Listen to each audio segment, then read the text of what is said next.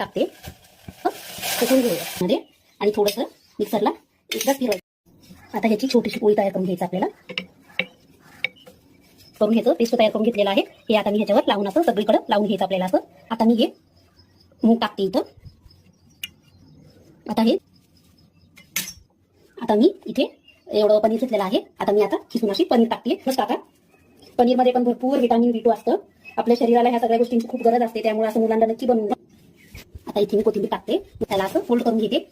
अशा प्रमाणे तुम्ही ह्याला फोल्ड करून पराठा असं फोल्ड करून घेते. तुम्हाला ज्या आकारामध्ये फोल्ड करायचं आहे ना, तर तुम्ही त्या आकारामध्ये करू शकता. ते मी पीठ टाकून असं त्याला लाटून घेते. हे बघा अशा प्रमाणे लाटून घ्यायचंय. थोडंसं वरती कोरडं पीठ टाकलं तर चालेल. ते लाटून रेडी आहे. आता आपण तव्यावर टाकून ह्याला शेकूया. आता तेल किंवा तुम्ही बटर लावलं तरी चालेल. ते फ्रेंड्स आवडलं तरी कमेंट करा. व्हिडिओ कसा वाटला कमेंट करून नक्की सांगा. मोड आले हिरो मिक्स करून बघा. नक्कीच ट्राय करा. असं पराठा मुलांना द्या बनवून डब्यात, तर खूप नक्कीच आवडीने खातील.